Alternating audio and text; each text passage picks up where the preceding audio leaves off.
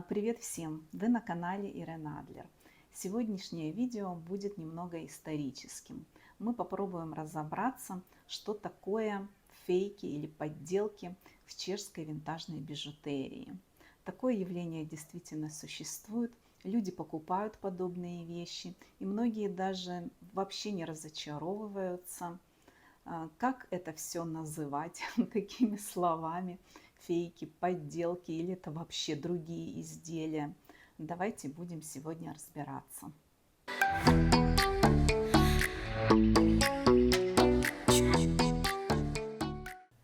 В этом видео я хочу постараться показать как можно больше украшений настоящих, особенно периода Первой Чехословацкой Республики.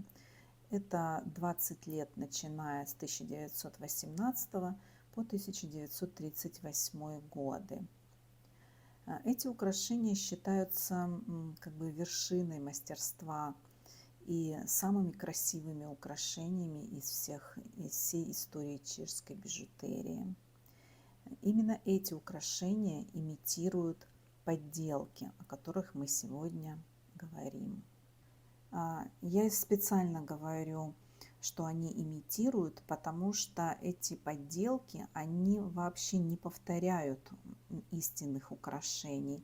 Это совершенно другие вещи, которые просто нечистоплотные продавцы представляют как вот эти вот раритетные украшения богемии. Причиной возникновения этих фейков является Вторая мировая война. И чтобы понять, как это сработало, нужно обратиться к истории того периода. Далеко в историю я не буду углубляться. У меня есть полное видео о чешской бижутерии на канале. Я оставлю на него ссылку в описании. Кто не видел, обязательно посмотрите. И вернемся на начало 20 века, а именно на 20-30-е годы. Это период после Первой мировой войны, когда перестала существовать Австро-Венгерская империя и образовалась Чехословакия. Богемия всегда экспортировала стекло, бусины, камни, а в начале 20 века был уже нарощен и импорт готовых изделий. В 20-30-е годы уже осуществлялся импорт и штампованных металлических комплектующих. И больше всего экспорт шел в Северную Америку, Канаду и США. Но напомню вам, что в 1929 году там случился кризис, и вот это вот время Великой депрессии, конечно же, повлияло очень сильно на производителей стекла и украшений. Тем более, что в этот момент в США начали производить украшения свои мастера, которые покупали вот эти вот бусины и комплектующие в Европе. Еще важно понимать, что большую часть населения Богемии составляли этнические немцы. Они были очень недовольны чешской властью, вот этим временем становления нового государства, тем более, что постоянно были вот эти вот какие-то кризисы. В 1938 году, когда гитлеровская Германия аннексировала часть Чехословакии, Судетскую область, а Богемия находится именно в этой области, то все немецкое население очень обрадовалось и приветствовало новую власть. Это для них были как бы свои люди. И в этот момент началась массовая миграция населения. Чехи, словаки покидали свои дома, забирая самое необходимое, и уезжали вглубь страны. Но радость судетских немцев была недолгой. Гитлера не интересовало производство бижутерии, он считал это все никчемным, пережитком каким-то. Все эти безделушки и мещанские штучки были недостойны немецких женщин. В общем, этим заниматься вообще не стоило. И даже то, что эта индустрия приносила стране огромную прибыль, ничуть не интересовало Третий рейх. Такое положение дел вообще свойственно всем диктаторским режимам. Тем более их не заботит экономика оккупированных территорий. Поэтому крупные предприятия закрывались, либо переходили на производство продукции для военных нужд. В общем, как вы поняли, положение дел было ужасным. Люди уезжали, уничтожались в концлагерях, призывались в немецкую армию, погибали. Работать было особо некому.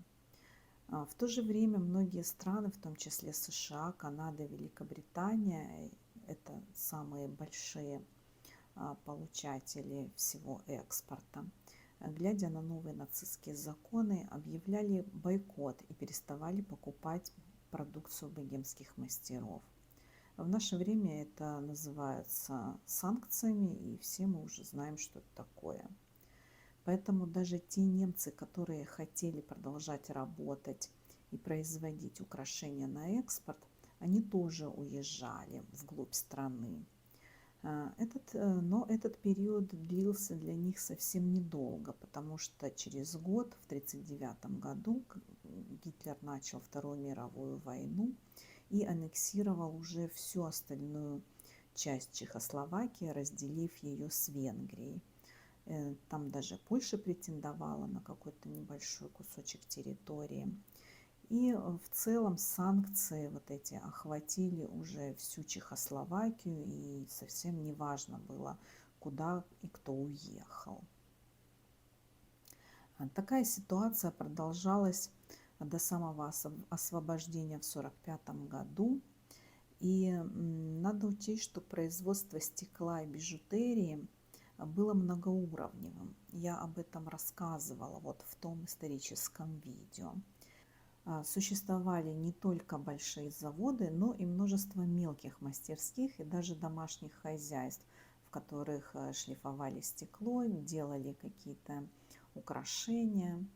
Поэтому, когда люди уезжали, они оставляли все свое производство, складские запасы, непроданные изделия повсеместно, не только на закрывшихся заводах, но и в частных домохозяйствах. Но с освобождением в 1945 году миграция населения не закончилась. И в 1945 были выселены все судетские немцы из Богемии. И с ними произошло то же самое, что и с чехословацким населением в 1938. В общем, восстанавливать отрасль было фактически некому. И начиная с этого времени оставшееся производство стали национализировать, назначая народных администраторов. Это были люди порой очень далеки от производства стекла и тем более бижутерии. Их совершенно не интересовало будущее индустрии. Они частенько разворовывали предприятия, занимались приписками, разными махинациями. И если прибавить еще сюда брошенное имущество разъехавшихся и погибших за время войны людей, вот мы и получим то огромное количество комплектующих, бусин и стекла, из которых еще можно было что-то производить. Все последующие годы вот эти вот комплектующие распространялись по разным странам и континентам.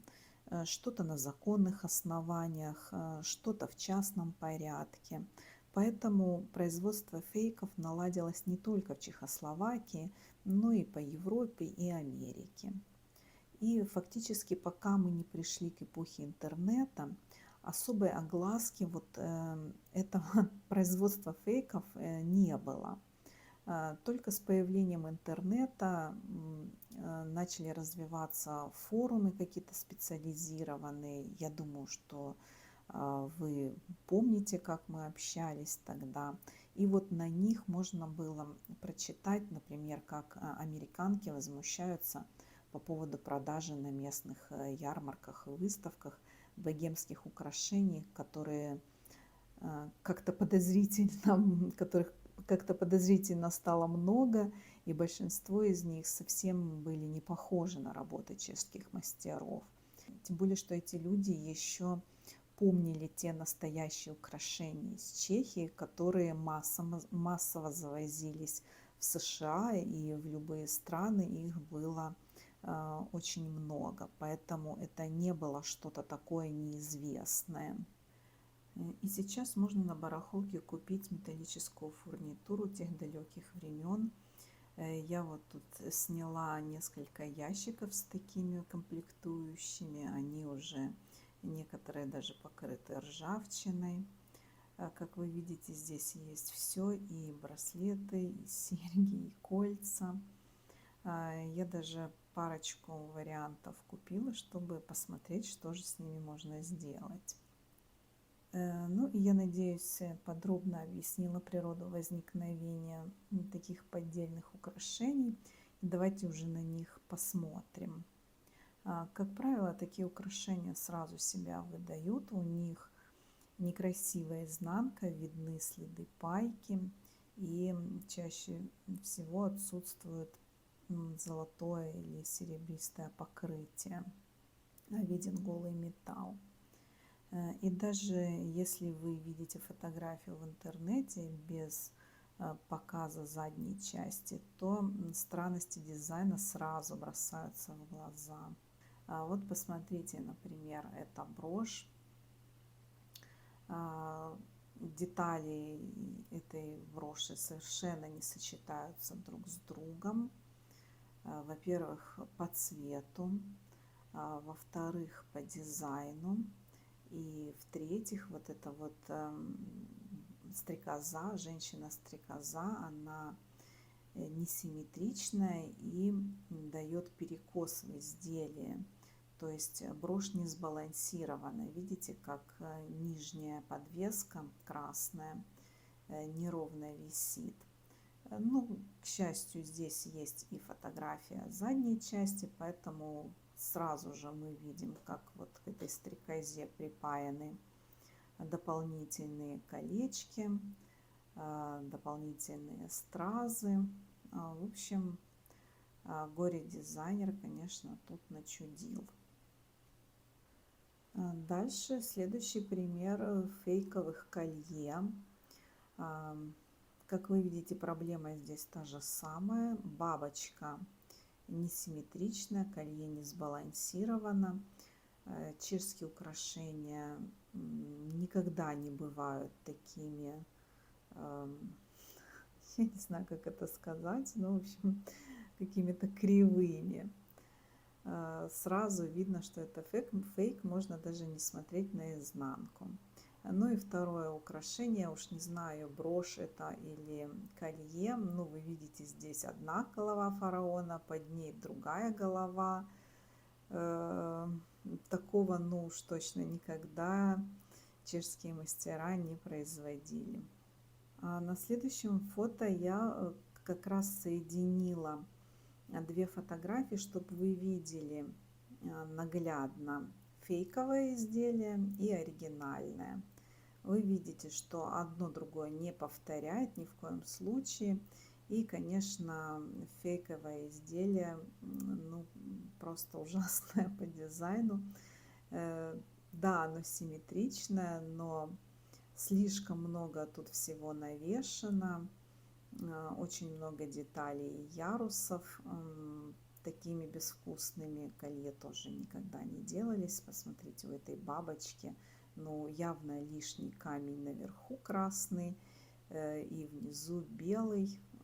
В общем, это слишком не свойственно это богемским украшениям.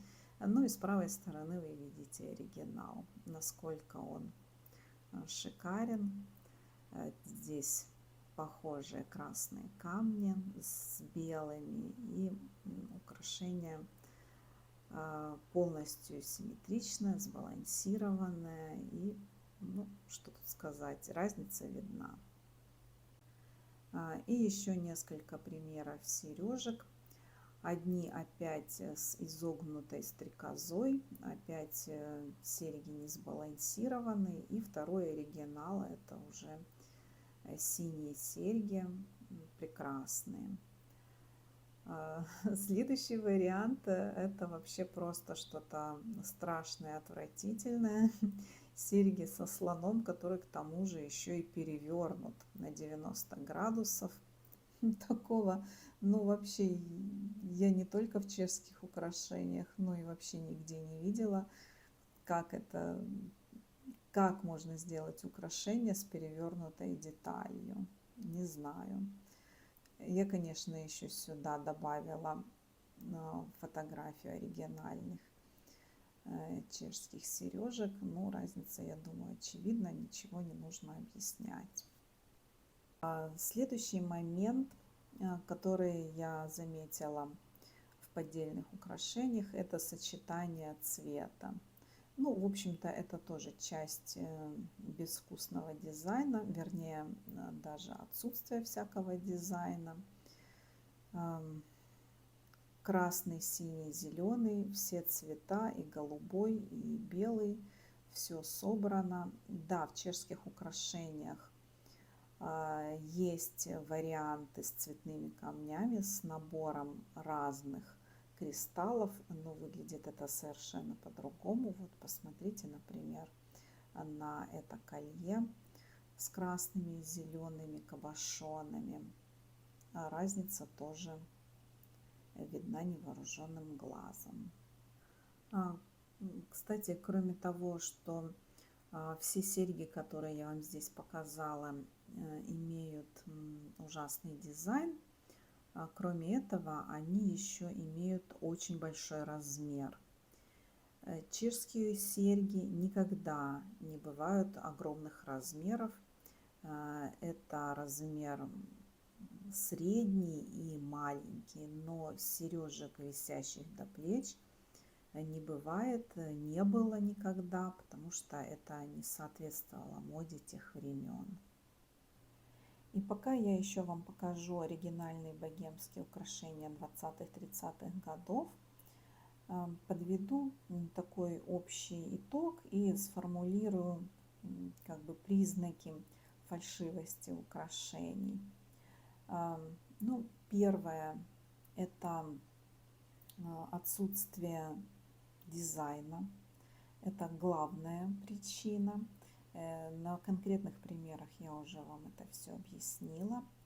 Второе – это чаще всего некачественное исполнение, то есть на задней стороне есть следы припоя.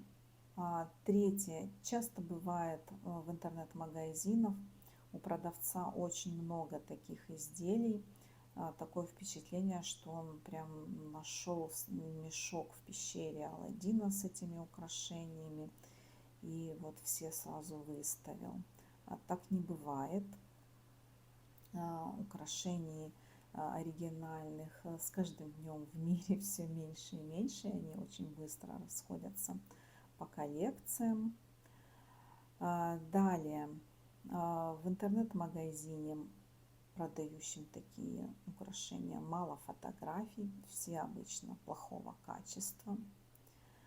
В описании каждого предмета может встречаться место происхождения Габлонц. Габлонц – это старое название города Яблонец над Нису, и украшения производились не только там, а во многих городах Богемии, поэтому они, если и маркировались и назывались как-то место происхождения, то это было только исключительно Чехословакия. А вообще чешская бижутерия практически не маркировалась. Маркировались некоторые изделия, которые шли на экспорт. И даже если продавец утверждает, что на таком фейковом украшении есть маркировка, то эта маркировка может относиться к комплектующим, к металлическим частям украшения, но никак к самому дизайну, не к самому украшению. То есть маркировка на вот таком вот фейковом изделии ничего не значит. Когда я готовила это видео, мне в одной из групп в обсуждении попалась интересная брошь. Меня привлекла своей филигранной розеткой, задней частью, которая уж очень похожа на комплектующие из Богемии. Когда я начала искать информацию об этой броши, а на ней стоит клеймо Лоренс Верба, я узнала, что этот дизайнер работал в бренде Miriam Haskell в 70-х, 80-х годах. А Miriam Haskell известна тем, что она использовала в своих украшениях фурнитуру, камни и кристаллы из Богемии. Она любила часто ездить в Европу, была в Богемии, в Габлонце. Использовала, конечно, комплектующие не только чешские, но и других стран Европы, и не только Европы. Поэтому мне показалось, что Лоренс Верба использовал вот эти вот старые комплектующие и использовал их в прекрасном дизайне, замечательного качества эти украшения, очень известные. И если внимательно посмотреть на фотографию задней стороны этой броши, то можно заметить следы клея, что на клей посажены какие-то тоже дополнительные вот тут вот цветочки. На других брошах, на других украшениях этого мастера я видела и следы пайки, но сделано это все очень качественно, и не каждый, я думаю, это все может заметить. Сверху все покрыто, конечно, серебристым покрытием или золотистым. В общем, все с этими украшениями в порядке. И еще один американский бренд, который, как мне кажется, тоже использует чешскую фурнитуру. Это Элис Кавинес, если я правильно это все произношу. Здесь тоже видна ажурная розетка фурнитуры чешской. Что я хочу всем этим сказать? Ну, наверное, то, что важно, в какие руки попадает чешская фурнитура и какие руки из нее могут сделать новый дизайн украшений. Вот и все.